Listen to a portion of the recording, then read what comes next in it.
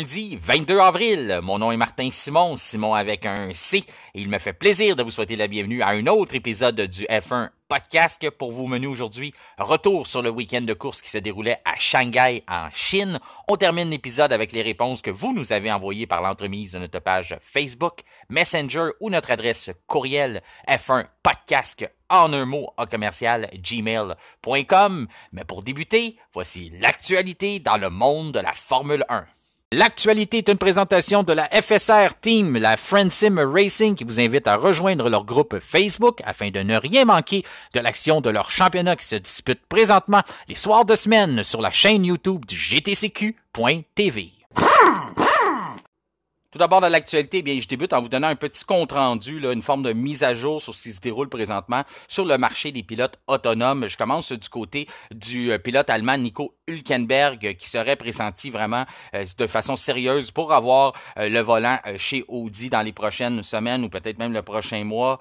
Vous savez, on en avait parlé déjà il y a quelques mois, comme quoi que pour lui, c'était personnel. Il avait posé sa candidature pour être un des deux élus qui aurait la chance d'entrer en Formule 1 avec le géant allemand. Pour lui, c'est personnel parce que c'est un pilote allemand, donc il a vraiment un côté sentimental à tout ça. Il avait mis son agent en charge de vraiment travailler fort sur le dossier pour que son nom sorte jamais de l'équation, vraiment que le dossier reste sur la table des dirigeants Audi. Bien sûr, il y aura une période de transition chez Sauber pour une saison, mais je pense que Nico Hülkenberg, c'est vraiment le candidat parfait pour eux. Pas nécessairement peut-être pour être le pilote numéro 1, mais il doit absolument être retenu dans un des deux pilotes. Je vous explique pourquoi. J'ai déjà mentionné que Gunther Steiner, qui l'avait emmené du côté de l'écurie Haas, j'avais dit que c'était probablement une des meilleures décisions de sa carrière. Parce que Nico Hülkenberg apporte une stabilité, mais il apporte surtout l'heure juste sur la performance d'une voiture. C'est ce qu'on n'a pas lorsqu'on fait affaire avec des jeunes pilotes. On peut avoir des hauts et des bas, et puis c'est très dur de se faire vraiment une idée de savoir est-ce que la voiture, est-ce qu'on a vraiment le maximum de la voiture ou c'est juste que notre pilote sous-performe? Est-ce que c'est notre pilote qui est en phase d'apprentissage ou c'est la voiture qui ne lui permet pas de se faire valoir plus? Donc il y a toujours ces équations-là et ces interrogations-là qui rentrent en ligne de compte. Quand on met un pilote vétérans, c'est pas le cas pour tout le monde. Il y a des vétérans qui ont des hauts et des bas aussi, qui ne sont pas constants. Mais ce n'est pas le cas d'Hülkenberg. Hülkenberg, c'est un pilote qui est très, très constant. Donc, avec lui, c'est facile de développer une voiture ou c'est facile surtout de savoir où on en est rendu, de prendre les données d'un week-end, de les apporter à l'usine, puis d'avoir nos ingénieurs qui travaillent sur vraiment être capables d'évaluer les forces et les faiblesses d'un auto. Là, vous voyez où je veux en venir. Audi veut entrer en Formule 1. La saison prochaine, c'est une période d'études, parce que oui, 2026, il y aura des nouveaux règlements, il y aura une nouvelle motorisation, il y aura tout plein de choses de nouvelles. Mais au moins, on va le placer en place dans notre structure, on va pouvoir l'avoir pour faire des tests sur nos bancs d'essai à l'usine. On va tout pouvoir avoir ces choses-là, mais aussi on a un gars avec de l'expérience, mais un gars constant. La meilleure chose qu'on peut avoir pour vraiment réussir notre entrée en Formule 1, mais aussi assurer une progression à travers les années. Oui, Hülkenberg, c'est pas comme un jeune pilote, peut-être pas autant d'années devant lui quand même, mais c'est un gars qui peut encore en donner de très très bons services pendant, on peut dire quasiment un bon 4-5 ans minimum. Donc tout ça, ça rentre que Audi ferait un très très bon placement en allant chercher ce gars-là.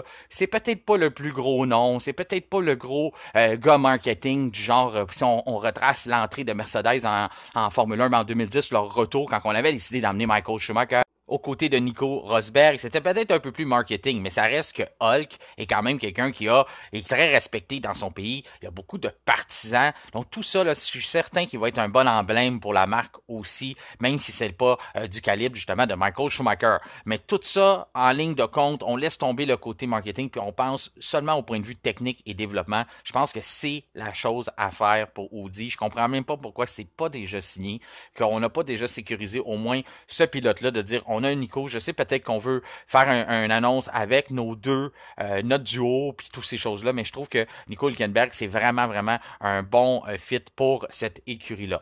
On poursuit maintenant avec Sergio Perez. Sergio Perez, lui, avec Red Bull, c'est toujours pas signé. Il y avait des rumeurs comme quoi qu'il pouvait garder son volant, que ça serait probablement fait, mais de l'autre côté, on a Dr. Marco qui ne ment en tout cas, il mange jamais ou il ment très rarement. Lui, il mentionnait que il trouve que donner un contrat de 2 ans à Perez, ben, c'est un peu risqué parce qu'il risque de se relâcher. Comme quoi que ses meilleurs efforts présentement viennent à cause qu'il est justement un peu avec... il a un peu le couteau à la gorge, là, puis il doit absolument performer. Il joue son avenir en Formule 1, du moins il joue son avenir dans une écurie de premier plan. Donc tout ça qui rentre en perspective fait qu'il performe bien. Fait qu'on se dit que lui donner une stabilité, ça pourrait faire en sorte qu'il devient un peu plus... qu'il retourne dans ses pantoufles, puis que là, il commence à recommettre des erreurs ou peut-être se faire des idées, puis perdre un peu le focus sur ce qui est vraiment l'objectif chez Red Bull, c'est-à-dire de rester le plus près possible de son coéquipier Max Verstappen. On ne lui demande pas d'être en avant parce qu'on sait que c'est très compliqué à accomplir comme tâche. On lui demande seulement d'être prêt. C'est ce que Sergio Perez a saisi cette année. Il a arrêté de se compter des histoires, de penser qu'on lui jouait des tours, de penser qu'il n'avait pas la même voiture, de penser que ses réglages, qu'il fallait qu'il fasse des réglages différents. Maintenant, il se contente sur les réglages que Verstappen fait. Il essaie de s'adapter, de mettre la voiture à sa main, mais en comprenant vraiment comment extraire la performance de la RB20. Donc tout ça là, rentre en perspective qu'il connaît un bon début de saison présentement. Il a une pression de Carlos Sainz, mais ce que Dr. Marco a dit, j'ai tendance à être d'accord avec lui parce que c'est vrai que quand on regarde l'historique de sa carrière, eh bien Sergio Perez a connu ses meilleurs moments justement en fin de contrat. Rappelez-vous justement chez Racing Point, alors que c'était son dernier Grand Prix en Formule 1, eh bien il a gagné sa première course. Il savait là, que ça passait ou ça cassait. Finalement, il a fait une des meilleures courses de sa vie, puis il a remporté sa course. La même chose chez McLaren, quand il était en danger, qu'on pensait peut-être le remplacer, qu'on commençait à regarder d'autres alternatives pour lui, ben là, tout d'un coup, il sortait ses meilleures performances, puis là, on se remettait en question, on dit peut-être qu'on est impatient, peut-être qu'il faudrait le garder, il est encore jeune. C'était tout ça, là, même dans ses jeunes années avec McLaren, on se posait ces questions-là. Alors d'avancer que lui donner un contrat long terme pourrait être une mauvaise nouvelle, pourrait même être pas une mauvaise nouvelle, mais pourrait représenter un danger pour l'avenir de l'écurie, ben j'ai tendance à aller dans la même direction. Sauf que ça fait pas son affaire. Mais à quel point il peut vraiment se permettre de négocier? Si j'étais à sa place, Sergio Perez, je prendrais mon contrat d'un an, puis je me dirais c'est un an de plus à ramasser des victoires. Puis ces victoires-là, au bout du compte, quand tu vas vouloir aller voir d'autres équipes, parce que ça va se terminer un jour chez Red Bull, mais plus que tu as des victoires sur ton CV, des pole positions, même si c'est ça risque d'être très rare là, s'il n'y a pas de bris mécanique dans l'autre voiture, la voiture qui porte le numéro 1. Mais tout ça, là, d'avoir des bons résultats, des podiums, ça vient que ça aide à sécuriser ton emploi et à poursuivre ta carrière en Formule 1. Donc, si tu es capable de faire juste une autre année chez Red Bull, ben prends-la cette saison-là. Je sais qu'il y a des agents autour de ça, il y a toujours le côté monétaire, puis des fois, on se voit meilleur qu'on est, puis on veut se battre avec Red Bull pour essayer d'avoir 2 ans. Mais de l'autre côté, là, on négocie aussi en parallèle avec Carlos Sainz. Sainz, il y a eu une grosse offre de Audi. Ça ne semble pas lui tenter d'aller là, puis je le comprends. Il veut pas, il est dans la fleur de l'âge, il veut pas aller jouer à développer une voiture. Il veut jouer à gagner des courses. Il veut jouer à se battre pour la tête, à se battre pour un championnat du monde. Donc pour lui, là, d'aller développer une voiture, il est pas là dans sa carrière. Contrairement à un gars comme Nico Hülkenberg que je mentionnais plus tôt, juste avant dans l'émission, là, que lui, il est rendu à ce stade-là, il veut jouer à ça, il veut aider une voiture à devenir grand, il veut bâtir une écurie. C'est pour lui, là, et puis il est pas dans la même situation présentement. C'est sûr que si Hülkenberg était assis dans une Ferrari, il penserait peut-être pas aller développer Audi. La même chose pour Sainz. Donc tout ça là qui rentre, quand on met ça en perspective, ben là, on essaie de négocier un peu avec lui. Et supposément que on a refait une contre-offre à Red Bull, au Dr. Marco, de dire, ben là, on a une grosse offre de Audi, mais peut-être qu'on serait prête, parce que c'est sûr que là, chez Red Bull, on va dire, ouais, mais là, tu t'assis pas dans une voiture à développer, tu t'en viens pas faire du travail d'ingénieur, puis du travail de banc d'essai, puis perdre une année chez Sauber, tu t'en viens t'asseoir dans une voiture qui, on est des champions en titre constructeur, puis on a des grosses chances d'en gagner quelques autres d'ici la nouvelle réglementation. Donc, est-ce que ça te tente de faire partie de ça? Oui, mais peut-être me donner un peu plus d'argent. Fait qu'il y a tout ça qui se passe là, en arrière-plan. Fait que ça va rester encore là que pour l'instant, on a deux options. On a l'option d'aller avec Carlos Sainz, puis on a l'option d'aller avec Sergio Perez. C'est ce qu'on va savoir dans les prochaines semaines. Encore là, on dit qu'on va prendre notre temps. Est-ce qu'on va vouloir étirer ça le plus possible? Je vous en parlais le vendredi. Si le plan est d'aller avec Carlos Sainz, on veut pas s'empresser à dire à Sergio Perez, hey, c'est terminé en passant. Il reste encore 18 courses, 17 courses à la saison, puis on ne veut plus, c'est plus toi qui va être là l'année prochaine. Peut-être que c'est une situation qu'on cherche à éviter. Si on est capable d'étirer ça, là, normalement, là, le marché des pilotes autonomes, c'est beaucoup plus tard dans la saison. Là. C'est vraiment, vraiment une situation anormal qu'on est au mois d'avril puis on est dans ces négociations-là. Donc, c'est pour ça que ça donne des petites situations qui sont un peu plus délicates qu'on voit pas normalement. Ensuite de ça, pour ce qui est du reste, eh bien, il y a Christian Horner ça concerne encore là, les pilotes qui vont devenir sans contrat, mais même si Verstappen a un contrat, mais Horner a répliqué à Toto Wolff, parce que Toto Wolff mentionne constamment le nom de Verstappen, il laisse couler des informations chez des amis qu'il a dans certains médias allemands, et que de répandre des nouvelles, comme quoi qu'il y a eu des ententes de principe, on parle, ça l'intéresse, il s'est informé sur notre moteur en 2026, toutes ces choses-là qu'on laisse couler un peu d'informations, parce que le but de Toto Wolff, c'est de foutre la merde. C'est ça qu'il veut faire. Lui, dans le fond, il veut entretenir, là, pour lui, c'est devenu un peu trop calme chez Red Bull. Il aimait le début de saison, puis là, il veut continuer de s'occuper de ça, de mettre un peu le bordel là-dedans, donc en laissant couler des rumeurs, tout ça. Mais là, Christian Horner, il a répondu, et il a répondu que Toto Wolff, présentement, aurait d'autres problèmes à s'occuper plutôt que de courir après des pilotes qui ont des contrats jusqu'à 2028. Pour l'instant, les pilotes ne semblent pas être le problème chez lui, c'est plutôt le matériel qu'il leur fournit. C'est une belle pointe envers Toto Wolff, mais surtout envers la W15 qui sous-performe depuis le début de la saison, qui semble même être pire qu'une W14 ou même la W13. Jamais on aurait cru ça, mais ça va pas bien. On a vraiment de la misère à identifier des problèmes du côté de Mercedes. Donc, Christian Horner ne s'est pas gêné de pointer ça à Toto Wolff, de dire, gars, laisse nos pilotes tranquilles, arrête de courir après des pilotes qui ont des contrats, occupe-toi de tes problèmes. Puis il a aussi souligné que, parlant de pilotes qui ont des contrats, mais il y a George Russell de son bord qui en aura plus en 2026. Donc, à la fin de 2025, il n'y aura plus de contrat. Fait qu'il dit, s'il se concentre pas à lui donner une voiture qui a de l'allure, il va peut-être être obligé de se trouver 2 pilotes pour la saison 2026. Donc, c'est ça. Fait que ça, c'est vrai qu'on n'en parle pas souvent, mais George Russell est à renégocier aussi, pas à la fin de cette saison-là, mais à la fin de la prochaine. Mais c'est sûr que si Mercedes continue dans ce point-là, il pourrait vouloir peut-être regarder d'autres alternatives. Est-ce qu'il y en a qui se présentent à lui? On ne sait pas. On n'est pas rendu là. Mais c'était une belle petite pointe encore de dire, gars, occupe-toi de tes problèmes, t'en as assez chez vous. Puis il a renchéri aussi Christian Horner en disant qu'il n'y a aucune incertitude que Max Verstappen sera là dès l'an prochain. Il ne s'est pas avancé pour 2026, mais il a quand même dit qu'il y avait un contrat jusqu'à l'année 2028, que ça allait bien, puis que supposément que Verstappen l'a assez mentionné souvent comme quoi qu'il n'y avait pas l'intention d'aller ailleurs. Et puisqu'on parle de Mercedes, le remplaçant de Lewis Hamilton n'est toujours pas connu, même si on avance plusieurs noms. Toto Wolff mentionnait il y a quelques semaines qu'il désirait continuer à patienter et surtout évaluer son jeune prodige Kimi Antonelli, qui évolue présentement en Formule 2. C'est sa première saison. C'est un peu là, tiré par les cheveux là, de vouloir l'apporter. Là. Il est très très jeune, il va avoir 18 ans. De tout de suite vouloir l'emmener dans une écurie d'F1, une écurie de premier plan.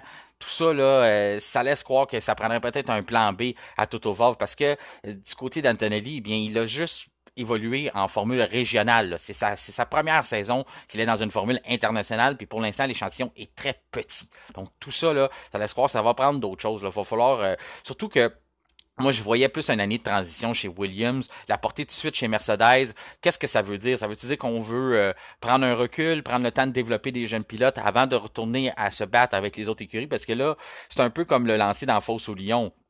Tu arrives avec une écurie où il y a énormément de pression, tu as George Russell à côté de toi, puis il faut tout de suite que si on fixe les exigences comme ils sont présentement, là, du moins d'une écurie qui a remporté 8 titres de championnat des constructeurs, qui a gagné 7 titres de championnat des pilotes, là, si on compte Rosberg et Lewis Hamilton. Donc tout ça, là, de dire, on veut continuer, nous autres, on veut tu continues à livrer la marchandise, t'es jeune, t'arrives en Formule 1, puis on a les mêmes exigences, on redéfinit pas ce qu'on veut dans une saison, ben tout ça risque d'y mettre énormément de pression. Puis en plus, il va se battre contre Ferrari qui vont avoir Hamilton Leclerc. Il va se battre contre Red Bull qui risque d'avoir soit Verstappen avec Sainz ou Verstappen avec Perez.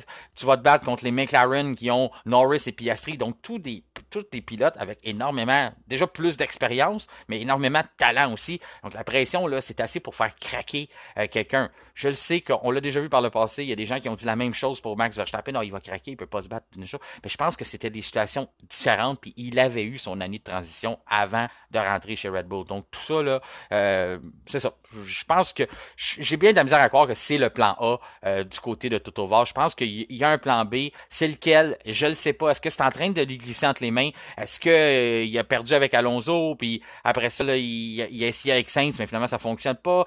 Tout ça, c'est un peu à dire. Mais le nom qui revient en lice, c'est Valtteri Bottas. Je sais que c'est pas un nom populaire. Quand on en parle, j'ai eu des discussions avec certains d'entre vous qui disent « Ah, pas Bottas, voyons. » Mais c'est quasiment un plan B facile. On sait que Bottas, si on veut attendre jusqu'à la fin de la saison, Bottas ne doit pas être ailleurs.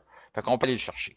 On peut lui faire signer un contrat. On le perdra pas. Il y a très peu de risques qu'on le perde. Après ça, on peut le laisser là pendant un an, envoyer Antonelli chez Williams, puis on peut inverser les pilotes quand ça sera le temps, parce que Valtteri, c'est le bon gars, qui dit jamais rien, qui fait pas de vagues. Quand ça va être le temps qu'Antonelli est prêt, on va l'envoyer chez Williams. Il va devenir très bon. Il a déjà été là, il avait fait ses débuts avec Williams dans ses premières saisons, toutes ces choses-là. Il connaît James Valls. Il est dans la famille, il a été dans la famille Mercedes pendant plusieurs années. Donc tout ça, c'est peut-être ça qu'il a en arrière de sa tête, Toto Wolff, de dire, ben mal pris, si ça marche pas avec Antonelli, c'est Valtteri qui sera le coéquipier de George Russell pour la saison 2024, contrat d'un an, 2025 plutôt, contrat d'un an, puis après ça, je peux continuer à jongler s'il y a quelque chose, plutôt qu'embarquer avec un gars comme Sainz, où je vais être obligé de lui donner un contrat plus à long terme si je veux l'attirer. Autre nouvelle, eh bien, on va discuter de ça cette semaine. On veut réorganiser la formule de distribution des points lors d'un week-end de course, lors d'un Grand Prix. Donc présentement, là, vous êtes familier avec le système, c'est le système qui a été instauré depuis 2010. Si vous terminez premier, bien vous récoltez 25 points, et si vous terminez 10e, bien, vous en récoltez 1. Mais là, on veut modifier le tout, on veut aller faire une transformation pour donner des points aux 12 voitures, donc les 12 pilotes qui terminent premier. Donc, ces 12 pilotes-là qui terminent, les 12 premiers qui terminent, on veut donner, dans le fond, plus de points qu'à la moitié de la grille. On a 20 pilotes sur la grille, on veut en donner à 12 écuries. Pourquoi qu'on fait ça? Ben, c'est qu'on trouve qu'il y a trop d'écuries qui marquent pas de points. Il y en a cette année qui n'ont toujours pas marqué de points. On veut essayer de...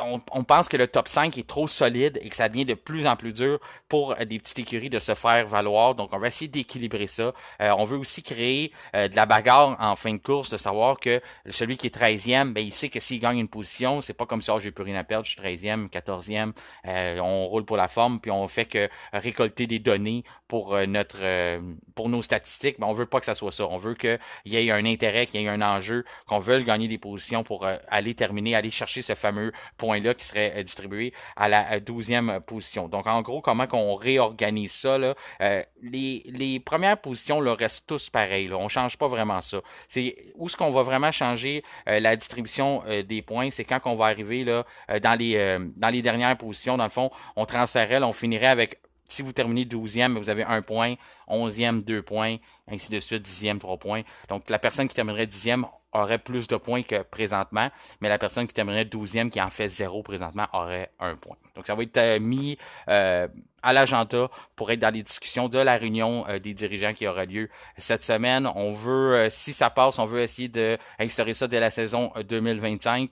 Normalement, quand on est rendu là, ça risque de passer. Je pense pas que, c'est à moins qu'il y ait vraiment une écurie, c'est sûr que ça va prendre l'approbation des 10 écuries. Il y a toujours quelqu'un qui peut essayer de négocier avec ça, essayer d'en tirer quelque chose pour dire, ah ben moi je vais dire oui, mais je veux ci, je veux ça. Ça peut être une forme de négociation, mais d'après moi, ça devrait être une formalité, ça devrait être quelque chose qu'on devrait ajouter à la saison 2025. Je vois pas pourquoi que certains voudraient s'offusquer à ce cas. Du moins, c'est pas l'écurie qui sont en fond de peloton qui vont dire non, nous, on veut pas ça. C'est ce qui complète l'actualité pour cette semaine. Maintenant, passons au week-end de course, à la journée de samedi, où on avait le droit à la course sprint de 100 km, ainsi que les qualifications pour le Grand Prix de dimanche.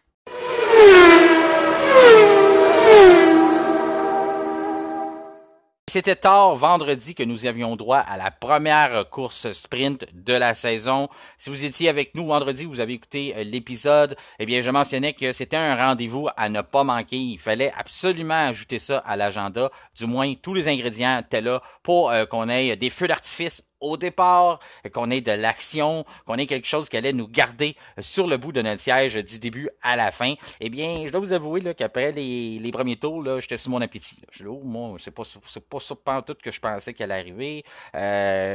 Tout le monde semblait jouer de prudence. Vous savez, on avait eu seulement une séance de célib, les qualifications avec la pluie. Là, on était sous le sec. Je pense qu'on a vraiment décidé de prendre ces premiers tours-là comme formule d'étude pour être sûr d'avoir assez de gomme pour se rendre jusqu'à la fin. Mais quand tout s'est mis en marche, là, aussi que ce qui n'a pas aidé, c'est que Max Verstappen avait des problèmes avec son moteur en début. Tout ce qui est le côté énergie, le volet hybride de son groupe motopropulseur ne fonctionnait pas.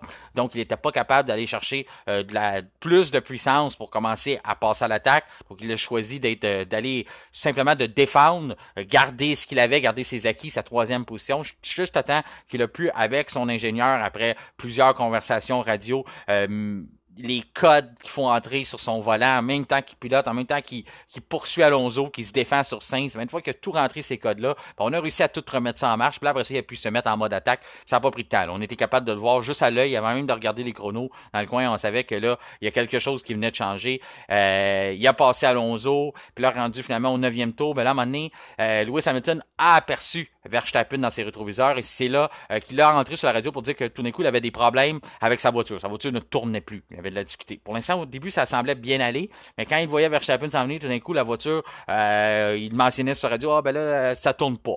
Puis là, finalement, quelques tours plus tard à peine, il voit s'en venir vraiment dans ses rétroviseurs, se rapproche, commet une erreur et Verstappen peut passer en avant de lui. Et là, aussitôt qu'il l'a passé, eh bien, c'était terminé. Bye bye, bonne soirée, bonne journée. Verstappen était parti il a finalement réussi à bâtir 13 secondes d'avance dans une course sprint. C'est le genre d'avance qu'on peut voir des fois dans des courses de 50 quelques tours, 60 tours, mais 13 secondes dans une course de 100 km, ce qui était à peine 19 tours lors du week-end. C'est un exploit en soi. C'est pas la première fois qu'il le fait. Là. Il l'a déjà fait en Autriche, notamment, je me rappelle, où il avait mis énormément, il avait distancé de beaucoup son coéquipier Sergio Perez. Il l'a fait sur Hamilton. Hamilton, c'est quand même un bel accomplissement parce qu'il ne s'attendait pas à être là. Puis il a quand même réussi à sécuriser sa deuxième place. Un podium, même si c'est un podium de sprint, ça fait longtemps qu'il n'en avait pas vécu un.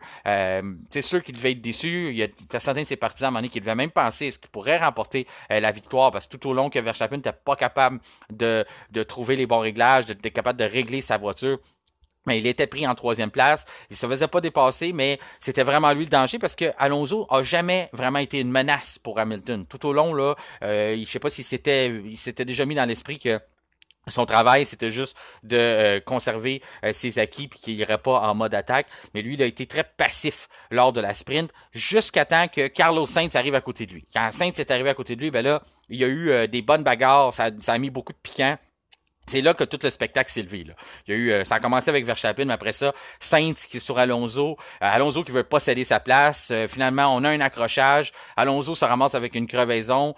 Cette bagarre-là ouvre la porte à Sergio Perez. Sergio Perez réussit à prendre cette troisième place-là, être opportuniste, puis saisir là, vraiment l'opportunité qui se présentait à lui. Il l'a fait, il l'a très bien fait. Ensuite, il arrive troisième au fil d'arrivée. C'est lui qui a complété le podium. Ensuite, on a eu la bagarre entre Leclerc et Sainz, ses deux coéquipiers, qui se sont pas vraiment laissés place. Sainz est même rentré en collision avec Charles. Il y a eu des rencontres après chez Ferrari, même si à l'avant des caméras, on dit tout est correct, mais à l'arrière, ça a l'air que ça aurait brassé, selon certaines informations apportées par Nico Rosberg. Fait que tout ça, là, mais tout est réglé. Là. Tout, finalement, on a avoué nos torts, puis Sainz, ça n'avait pas été trop... il disait, là, j'ai peut-être été trop loin, puis j'avais aimé aussi, Charles Leclerc avait dit, ça m'est arrivé déjà de faire ça, mais là, Sainz est allé trop loin, on fait pas ça comme ça, puis je pense que c'est vrai. J'ai été surpris, par exemple, que c'est une nouvelle tendance hein, qu'on voit un peu, là, c'était arrivé l'an dernier entre George Russell puis Lewis Hamilton, que quand deux coéquipiers s'accrochent, on dirait qu'on fait pas d'enquête. On dirait qu'on fait comme, oh, c'est pas grave, ils vont régler ça à l'interne. Ce que je trouve un peu étrange, parce qu'en même temps, je pense que les règlements s'appliquent même si les voitures ont la même couleur. Je sais que à l'interne, on peut régler ça, mais je pense que Carlos Sainz aurait dû avoir quelque chose pour ce qu'il a fait sur Charles Leclerc, parce que quand même, il conserve une position au classement, même s'il a fait quelque chose qui aurait sûrement dû être pénalisé. Puis de l'autre côté, ben encore là un peu deux poids, deux mesures. On a sévi après la course à l'endroit de Fernando Alonso. On lui a donné une pénalité qui veut absolument rien dire parce qu'une fois que le week-end sprint est réglé, tout ce qui se passe dans la sprint reste dans la sprint. C'est un peu comme à Vegas, c'est ça, tout ce qui se passe là reste là. Ben c'est ça. Si vous attrapez une pénalité en qualification sprint, eh bien vous la servez pendant la sprint. Si vous attrapez une pénalité pendant la course sprint, ben vous la servez jamais. Ouais. C'est un peu drôle, mais c'est comme ça. Et fait que là, Alonso, ben, il se passe rien. La seule chose qu'il y a, par exemple, qui va traîner avec lui, c'est qu'il a eu des points sur son permis. J'en fous un peu, il en a plusieurs, puis c'est pas du genre à en brûler pas mal. Mais c'est ça. Je me dis, si on a été capable de sévir après la course, puis de donner une pénalité fictive en temps, mais une pénalité sur le permis d'Alonso, ben, je pense qu'on aurait au moins dû enquêter sur ce qui s'est passé par Sainz, au moins donner peut-être des réprimandes. Ça méritait sûrement une pénalité sans aucun doute, mais qu'il n'y a rien eu, ben c'est ça que je trouve un peu douteux. Pour le reste du classement, comme je vous dis, Sainz, lui, il termine 5e derrière Leclerc. Après ça, c'est suivi par Norris. Norris, là, si vous vous demandez qu'est-ce qui s'est passé, c'est lui qui partait premier. Mais dès le départ, il a fait la même erreur qu'il avait déjà fait auparavant. J'ai été déçu de le voir faire ça, mais là, je pense qu'il l'a appris. Je pense que des fois, 2 fois vaut mieux qu'une. Ben là, il l'a compris. Il avait fait le même coup avec Max Verstappen. Si je me rappelle bien, c'est la dernière fois qu'il avait signé une pole. C'était dans une course sprint aussi. Verstappen avait réussi à avoir un meilleur départ que lui. S'est retrouvé dans le premier virage côte à côte. Verstappen à l'intérieur et puis il laisse pas de place à Norris. La même chose qu'Hamilton a fait. Il y a des gens qui s'étaient exclamés là, quand Verstappen avait fait ça. Oh, ben là, c'est pas correct. Puis ces mêmes gens-là ben, trouvaient que c'était du brio d'Hamilton en fin de semaine de faire ça. C'était de l'expérience. Eh bien, moi, je suis dans le même avis des deux côtés. Je pense que c'est de l'expérience. C'est la façon de procéder. Si quelqu'un veut jouer à l'extérieur de toi, t'as le choix. Tu peux jouer côte à côte puis jouer du roue à roue puis essayer de voir qui va avoir le meilleur. Mais je pense que le côté que Hamilton a fait, c'est de dire, je vais te couper. À un moment donné, t'auras pas le choix. Puis je pense que Norris aurait dû avoir appris de ça ce qui lui est déjà arrivé, de dire c'est aucune chance que je le passe par là, faut que j'arrive avec beaucoup plus de vitesse que ça si je veux gagner mon virage, si je veux avoir la chance de compléter mon dépassement.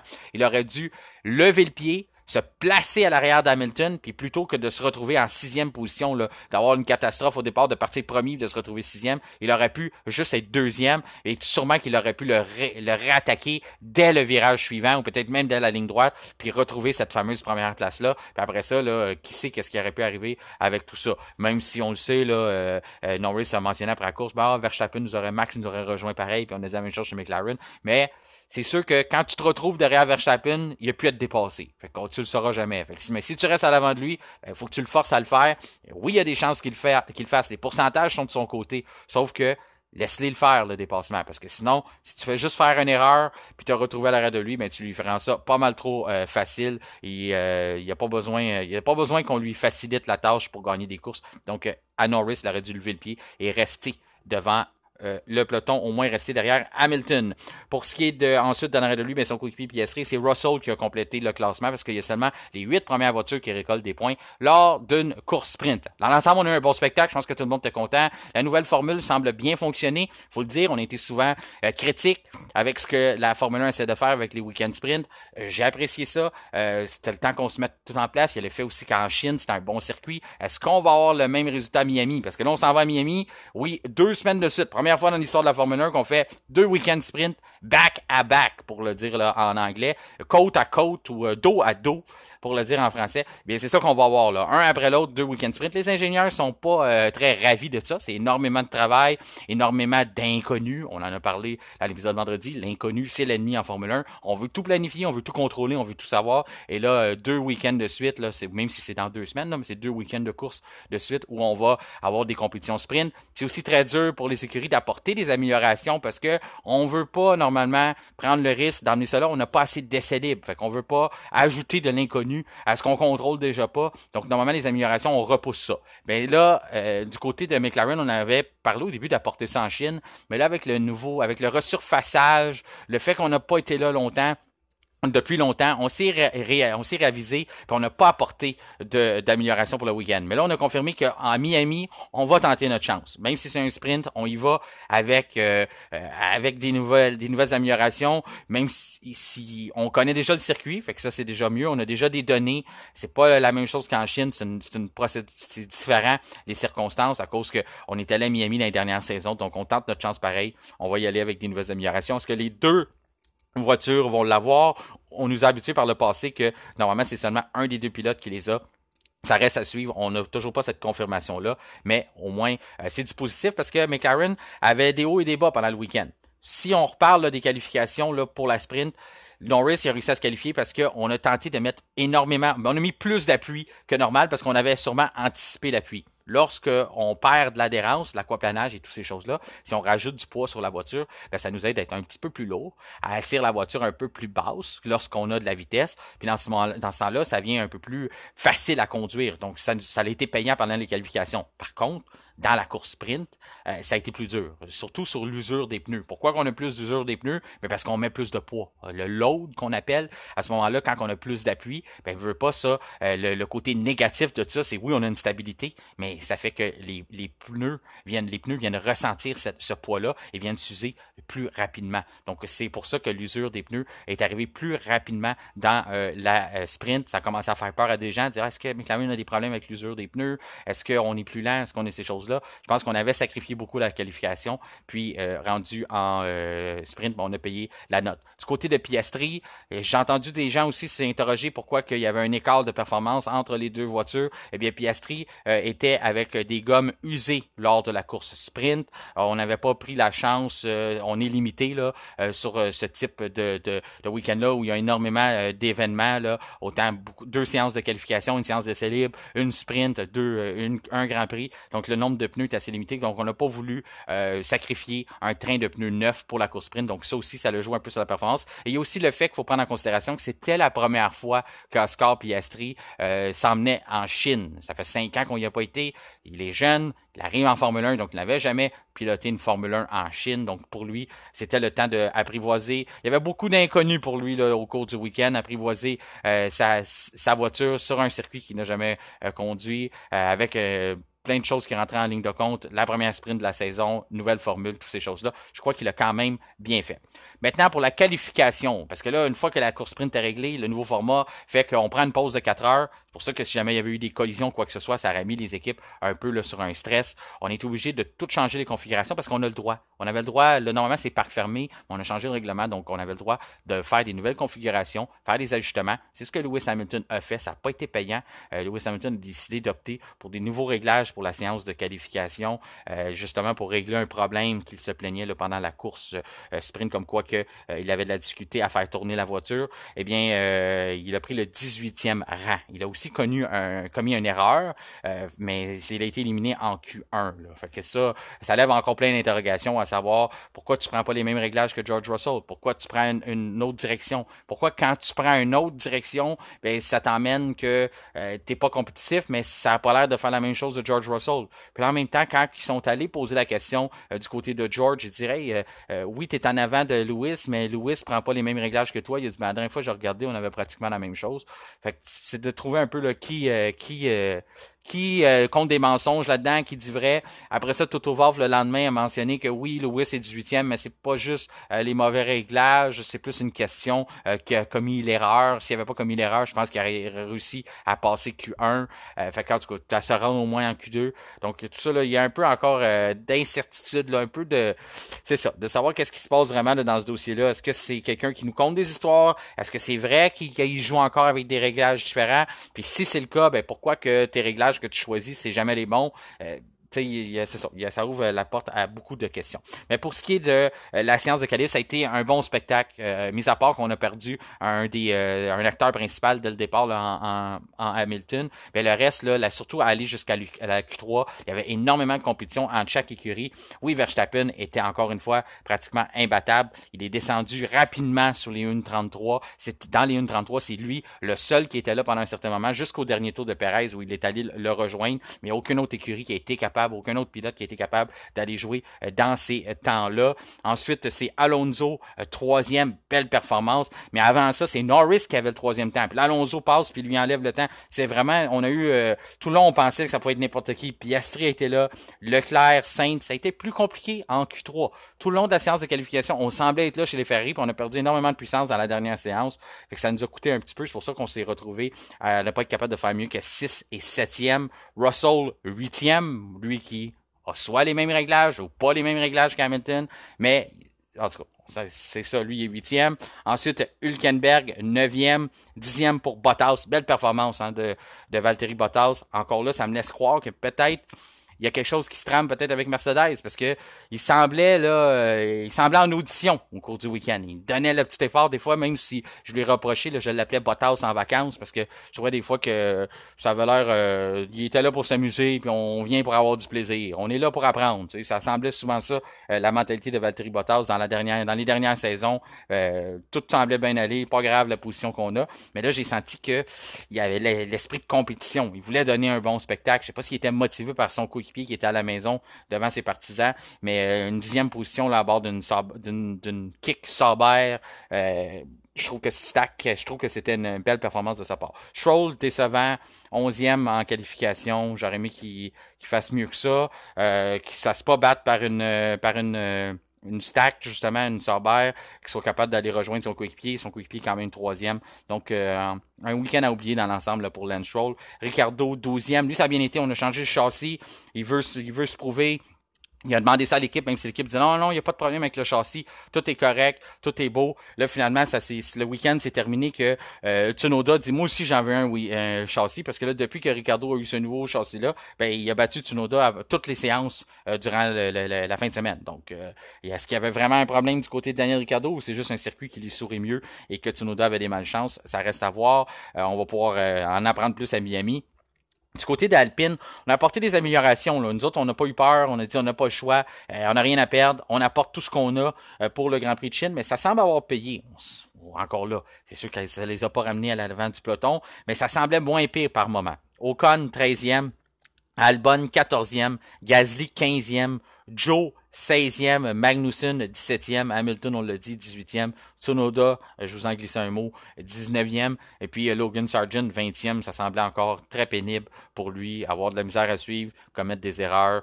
Je ne sais pas où on s'en va avec Logan Sargent. Là. On n'en parle pas trop souvent. On dirait qu'on a comme commencé à assumer que c'est ça. Que c'est ça qu'il va nous donner, puis on est rendu comme habitué, là, on est rendu immunisé aux erreurs de Logan Sargent, mais je trouve qu'il faisait pitié encore une fois ce week-end. La progression ne semble vraiment pas être au rendez-vous, mais je vais être honnête, je l'ai dit avec Oscar Piastri, c'était un nouveau circuit pour Piastri, mais c'était aussi un nouveau circuit pour Logan Sargent. Dimanche, c'était le temps pour le public chinois de renouer avec l'action d'un vrai Grand Prix, car pour la première fois en plus de 5 ans, les voitures allaient s'élancer sur ce magnifique tracé-là, vraiment un des tracés les plus intéressants sur le calendrier. Je l'ai redécouvert, je me suis rendu compte à quel point on s'était ennuyé, même si on avait encore la chance là, de l'essayer sur nos simulateurs et toutes ces choses-là, sauf que de voir les Formule 1 compétitionner une contre l'autre, surtout avec la nouvelle génération de voitures qu'on n'avait pas eu la chance de voir encore, avoir des bagarres de plus près. Je pense que faut vraiment ne plus réenlever la Chine. Je comprends qu'il y avait des circonstances qui entouraient ça. On n'a pas fait ça pour le plaisir. Mais c'est un circuit qu'il faut garder. C'est aussi le genre de circuit qu'il faut avoir plus dans le calendrier quand on veut apporter des nouvelles courses. Là, je sais qu'on aime ça et tirer ça, aller à de plus en plus d'endroits. Mais il faut trouver des tracés qui sont comme ça parce que je pense que c'est ce qui est le plus vendeur. Quand on parle de dépassement, souvent on parle de zone de dépassement au singulier. Mais lorsqu'on parle de ça au singulier, la problématique avec ça, c'est que si nous, à la télévision, on le sait où la zone de dépassement, bien, sachez que les 20 pilotes en piste sont au courant aussi. Donc, ça enlève beaucoup, ça devient très prévisible pour les autres de savoir que, ben, si tu veux me passer, ça va être là. Ça enlève tout le petit côté stratégique de dire où je vais tenter mon coup. Ça donne beaucoup plus d'outils aux pilotes de dire j'ai plus qu'un endroit pour faire ça, je peux cacher mon jeu, je vais aller le faire là, je vais aller le faire là. Ça vient amener plus d'improvisation, plus d'incertitude. Donc, toutes ces choses-là, là, ça donne un meilleur spectacle. On a vu des dépassements là, dans des virages, des plus téméraires, tenter l'extérieur. Il y en a qui allaient sur la zone de freinage, dire je vais te dépasser là. Donc, tout ça, là, ça ajoute énormément au spectacle. Ça vient que les pilotes sont beaucoup plus sur la défensive, puis que les pilotes les plus qui sont le plus capables, les plus rusés, vont être capables de mieux préparer leur coup et de vraiment saisir l'opportunité pour savoir où ils vont passer les autres. Donc tout ça, là, je pense que c'est une très très bonne recette pour donner des très bons week-ends de course. On a eu une bonne course aussi, autant dès le départ que oui, Verstappen a connu encore une fois un bon départ. Il avait signé la 100e pole pour Red Bull.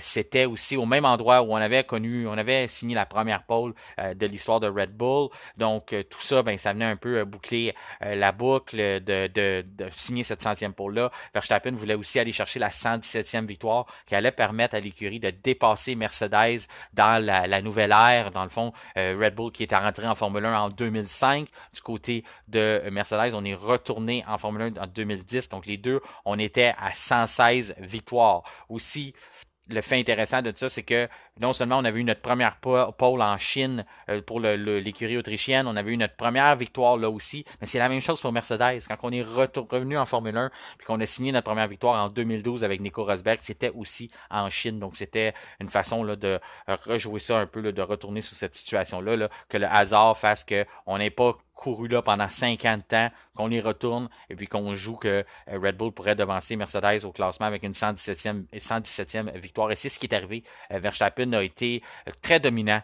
Dominant, mais de des points de vue très techniques. C'est un circuit qui est très demandant pour les pilotes. On n'a pas de place à l'erreur. Il a réussi à résister à des relances parce qu'il y a eu des collisions. On a eu une voiture virtuelle. On a eu une voiture de sécurité. Ensuite, on a eu une relance. On est retourné sur la voiture de sécurité. Donc, tout l'avance qu'il avait réussi à construire depuis le début du Grand Prix, il a été obligé de le céder, de le reconstruire, de le céder à nouveau. Puis là, vraiment, il l'a reconstruit. Puis il a quand même terminé avec 13 secondes d'avance. Il a été à son meilleur. Il a semblé vraiment imbattable. Puis je sais pas, tu sais, je sais qu'il y a des gens qui aiment ça avancer, dire c'est l'auto, mais c'est beaucoup plus que ça. Quand on prend la peine de regarder les temps, j'écoutais Nico Rosberg ce week-end, là, qui faisait des commentaires qui étaient impressionnés par à toutes les tours que Verstappen faisait, à quel point c'était impressionnant. Il y a eu des temps, là, notamment durant la sprint, où il était plus d'une seconde plus rapide que tout le monde en piste. Pas juste une voiture, pas juste.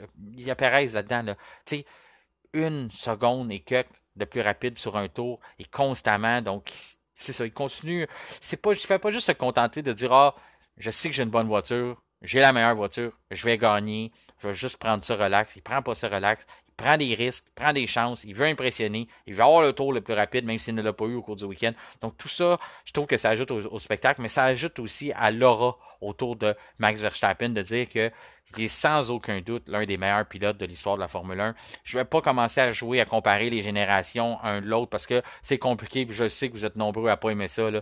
Juste le fait qu'on pense à regarder, à comparer des choses, là, il y en a là, qui c'est ça, ils se mettent à trembler. Là. Mais en tout cas, tout ça pour dire il y a son nom là, dans les meilleurs de tous les temps, pour des accomplissements comme ça. Gagner des 13 secondes d'avance sur un autre pilote, malgré une voiture de sécurité qu'il y a eu. C'est à l'intérieur là, de une dizaine, quinzaine de tours, un peu comme quand il avait fait dans le sprint, de gagner ce genre d'avance-là. Nico Rosberg regardait même à un moment donné, là, a dit un temps que il était, je pense, une seconde, 2 dixièmes plus rapide que Perez sur son coéquipier. Puis c'était pas juste à cause du trafic, là. Non, excusez, c'était en course sprint. Mais à chaque tour qu'il faisait, il était environ 6 dixièmes plus rapide que son coéquipier. 6 dixièmes, c'est énorme, là. Fait qu'il réussissait à faire ça. C'est pas juste de l'auto, ça. Puis le fait qu'il n'y a pas de trafic, ça, c'est le fait qu'il est il est vraiment sur un élan, puis il est capable de tout démontrer son talent.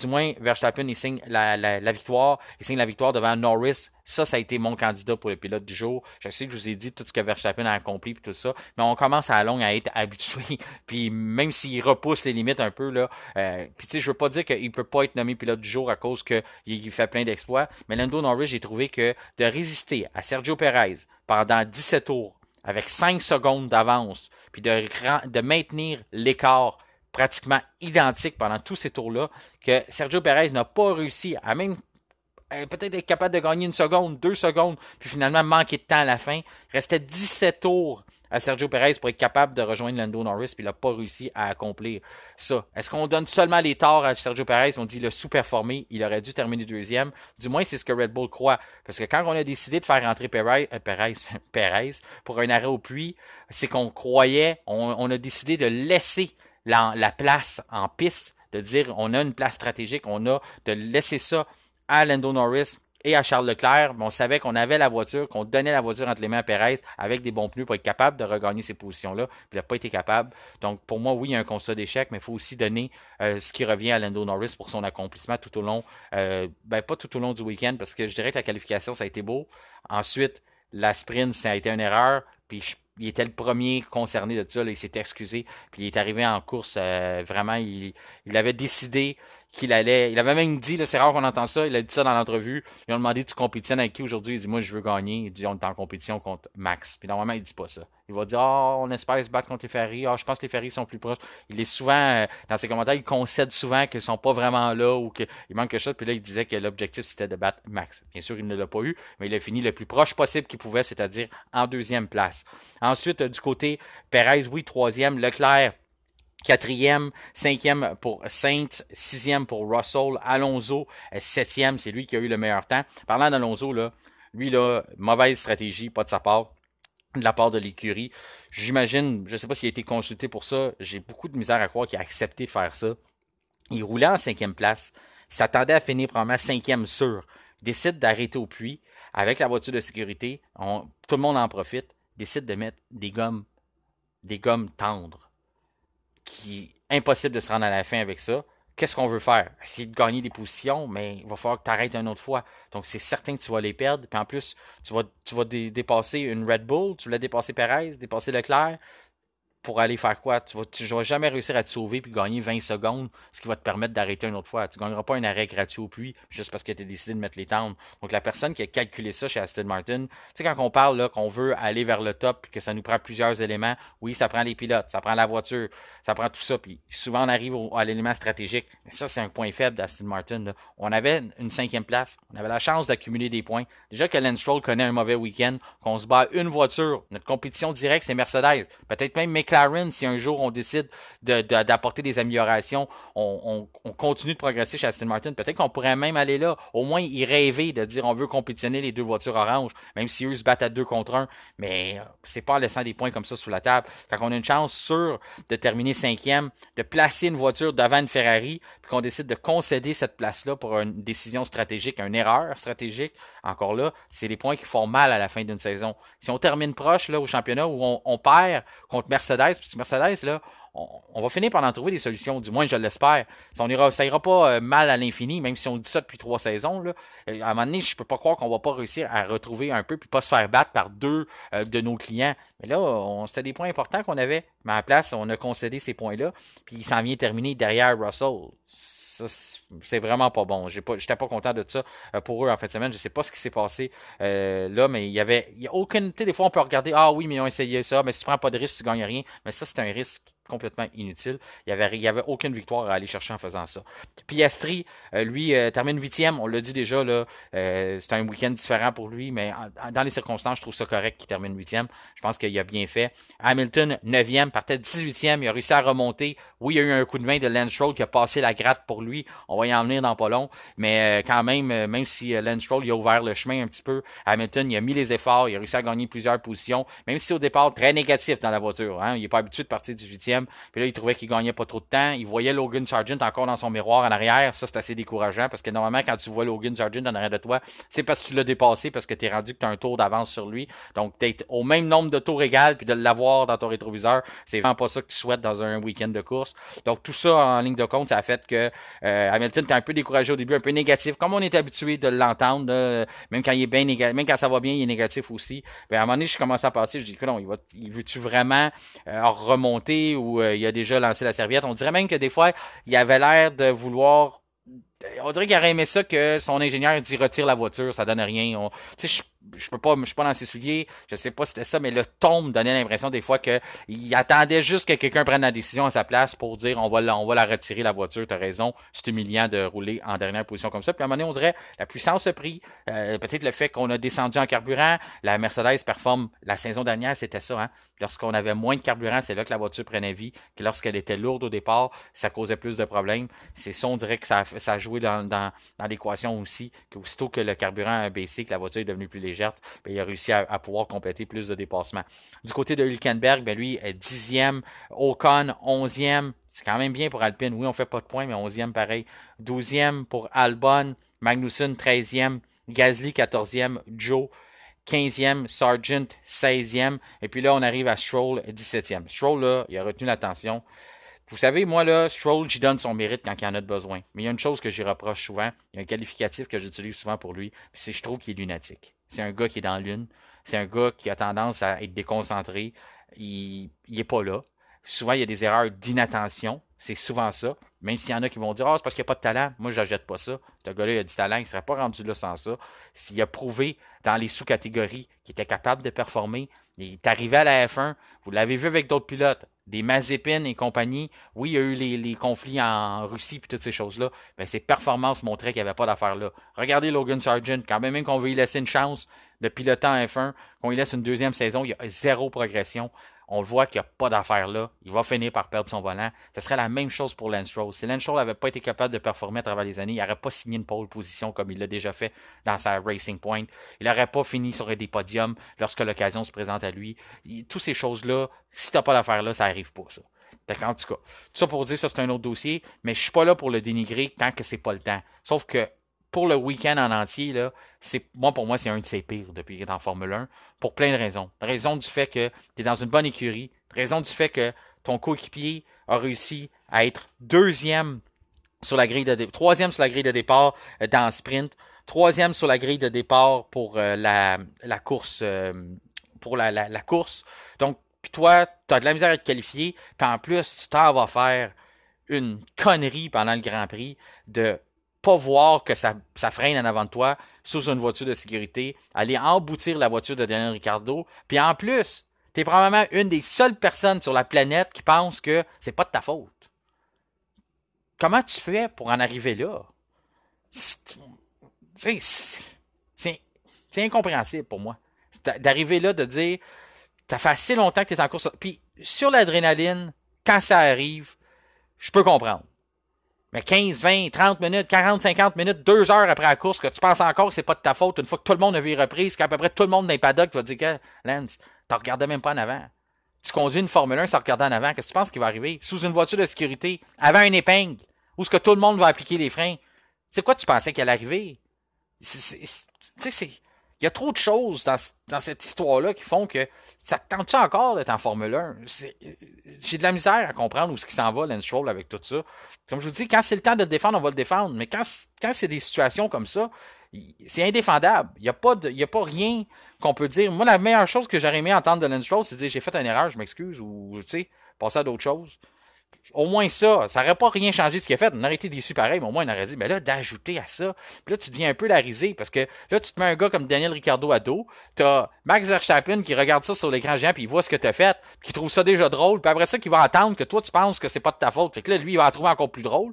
Puis après ça, tu sais, si on s'en fout de ce que lui pense, mais c'est le reste du peloton, le reste des garages, les partisans, déjà qui l'aiment pas, ou des gens qui attendent juste ça, d'avoir une raison d'y lancer la pierre, de voir ce gars-là commettre une erreur là, une bourde comme ça, puis en plus de penser que c'est la faute à peu près à tout le monde sauf la sienne. J'ai entendu aussi, là, parmi les partisans, des gens qui m'ont dit « Ah non, c'est Verstappen qui a trop freiné. » Le règlement le stipule, puis s'il y a des partisans qui sont pas au courant de ça, c'est correct, c'est normal, c'est pas tout le monde qui connaît tous les règlements. Mais Lance, il est au courant. Soyez sûr, là, et certain que Lance Stroll est au courant que c'est le leader de la course qui va dicter le rythme de la relance. Et pour vous prouver qu'il est au courant de ça, je suis pas mal sûr que son casque qui pointe vers la droite, à la place de regarder à l'avant, c'est ce qu'il regarde. Il regarde Verstappen dans la fin de l'épingle pour savoir quand est-ce qu'il lance la course, pour savoir quand est-ce qu'il lui pèse sur l'accélérateur. Mais encore là, pourquoi tu fais ça? Parce que t'as à peu près 15 chars entre toi et lui. Puis le gars, faut que tu regardes, c'est celui en avant de toi, parce que quand même que tu regardes Verstappen donner le départ, t'as pas nulle part à aller. L'épingle est rempli de voitures. Faut que tu attendes qu'ils passent tout avant d'être capable de passer parce que tu peux pas dépasser personne avant de repasser la ligne d'arrivée. Donc, concentre-toi sur le gars en avant de toi. Je comprends pas pourquoi tu regardes à droite. Alors, regarde le gars qui est en avant de toi quand est-ce qu'il va freiner. Oui, si tu veux rester le plus proche possible, lui laisser aucune opportunité, vraiment là, le suivre le plus près pour être sûr que aussitôt que la relance est faite, tu vas être capable de partir en même temps que lui. Ça, c'est correct. Je peux tout comprendre ça. Mais si tu veux le faire, il faut que tu aies les yeux sur lui, par exemple, parce que sinon, tu n'as aucune façon de savoir comment que lui va aborder le virage et toutes ces choses-là. Donc, tes yeux auraient dû être sur Daniel Ricciardo.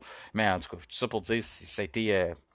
il était vraiment déçu de la réaction puis tout ce que ça a entraîné autour de ça. C'était encore un week-end gâché pour lui. Puis, c'est ça. Puis, il a gâché le week-end à Daniel Ricciardo aussi. C'est des choses qui arrivent des fois en course automobile, mais c'est ça. Là, Daniel Ricciardo, en plus, lui, il y a eu une pénalité après la course pour avoir dépassé Hülkenberg sous la voiture de sécurité. Puis du côté de Stroll, ben, il y a eu un 10 secondes. On lui a donné 10 pour ce qu'il a fait. Puis ça aussi, là, je comprenais pas comment ça je suis pénalisé. Et là, tu viens d'envoyer une voiture volée dans les airs. t'as en plus failli gâcher la course à Piastri, parce que Piastri, ben, Ricardo est allé lui rentrer dedans. Mais toi, t'es surpris d'avoir 10 secondes de pénalité. Fait que c'est tout ça. C'est ça qui. Si jamais vous avez des opinions là-dessus, ben envoyez-nous. Mais je pense que vous avez pas mal tout vu ça de la même manière. Après ça, Ricardo, ben c'est ça, lui il termine derrière Stroll, on sait pourquoi.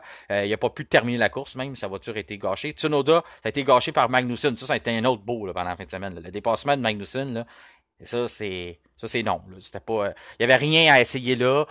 C'est même pas dire c'est un gars téméraire. Non, là, c'est pas téméraire, là, c'est fou furieux. Je sais pas qu'est-ce qu'il essayait de faire là, de passer à l'intérieur comme ça sur Yuki, mais ça a gâché le week-end à Yuki. Magnussen a pu quand même terminer, mais ça donne que les deux Racing Bulls n'ont pas pu compléter le week-end. Puis Bottas, ben lui, c'est lui qui avait déclenché la première voiture de sécurité parce que sa voiture elle a complètement arrêté. Puis là, ça a été long. Là. On a mal géré ça au début. Ben, on a mal évalué, je pense, le problème. Au début, on a dit drapeau jaune. Après ça, on a dit voiture virtuelle. Puis là, finalement, on s'est rendu compte que l'auto était prise sur l'embrayage. Donc, on a dit voiture de sécurité complète. Donc là, finalement, on a décidé de déployer la fameuse Mercedes et de replacer tout le peloton. Puis après ça, ben là, il y a eu l'aventure de Lance Stroll sous la voiture de Daniel Ricciardo.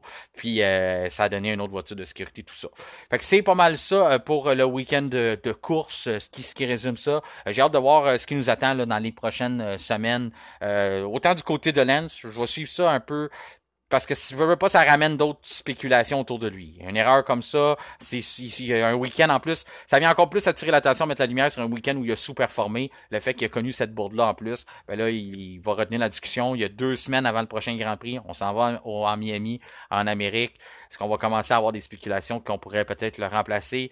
On avait peut-être un peu là, avancé qu'on pourrait essayer de le rediriger vers une autre catégorie où on performe, Aston Martin, le mettre en enduro ou ces choses-là, mais je pense que ça va devenir vraiment... Autant qu'il y a des gens qui souhaitent avoir ce dossier-là sur la table depuis plusieurs années, depuis qu'il est en Formule 1, on veut le remplacer, on veut y chercher un remplaçant. Mais là, je pense que ça va vraiment devenir un sujet qui va être d'actualité, mais d'actualité en général. Ça va vraiment être une priorité pour Aston Martin de voir c'est quoi qu'on fait. Comme on fait avec tous les autres pilotes. Comme on fait du côté de Ricardo, comme on fait du côté quand Perez ne performe pas. Est-ce qu'on le remplace, toutes ces choses-là? Lance Stroll n'est pas à part de ça. Il est dans une écurie de premier plan. Il connaît il fait des gestes comme ça. Il sous-performe. Donc, c'est normal que son nom revienne puis qu'on commence à regarder s'il n'y a pas d'autres options. Donc, c'est ce qui complète le week-end de course. Maintenant, passons aux questions que vous nous avez envoyées par l'entremise de notre page Facebook, Messenger ou notre adresse courriel f1podcast en un mot en commercial gmail.com. La première question nous vient de Ronald qui nous écrit « Bonjour Martin, crois-tu encore aux chances à Mick Schumacher de se trouver un volant en Formule 1? » Eh bien non, Ronald, du moins à court terme, je ne pense pas. Je pense qu'il y a d'autres candidats qui ont passé devant lui. Je pense notamment à celui qu'on a vu plus tôt dans la saison, Oliver Burman, qui risque très bien d'avoir son opportunité dès l'an prochain chez Haas. La seule petite porte là, qui pourrait s'ouvrir pour lui du côté de Schumacher, ça serait que si Alpine perd ses 2 pilotes la saison prochaine, les 2 sont sans contrat, si on ne réussit pas à les garder, mais on a déjà Schumacher dans la famille Alpine présentement en enduro, est-ce qu'on pourrait décider de le nommer comme remplaçant? Mais pour l'instant, là, son nom est pratiquement jamais nommé dans les rumeurs, donc si vous me demandez en date d'aujourd'hui, 22 avril, si je crois à ces chances, je pense qu'ils sont très très minces et pratiquement nuls. La deuxième question nous vient de Philippe qui nous demande est-ce que vous pouvez m'expliquer le fonctionnement d'une voiture de sécurité virtuelle? Et bien sûr, Philippe, suite à l'accident tragique de Jules Bianchi sur le circuit de Suzuka en 2014, la Formule 1 voulait trouver un moyen de sécuriser une piste plus rapidement. Lorsqu'on dépêche la vraie voiture de sécurité en piste, il y a toujours un délai qui est rattaché à ça. C'est ce qu'on élimine avec la voiture de sécurité virtuelle, puisqu'on envoie un message directement au pilote qui apparaît sur son volant, lui demandant de réduire son temps jugé rapide de 30%. Cet indicateur demeure visible tout au long de la neutralisation et s'il ne le respecte pas, eh bien, il pourrait être pénalisé. C'est ce qui complète notre épisode du lundi 22 avril. Notre prochain rendez-vous sera vendredi prochain avec notre formule entre deux courses. Mon nom est Martin Simon, Simon avec un C. Merci de faire confiance à F1 Podcast et je vous souhaite une excellente semaine.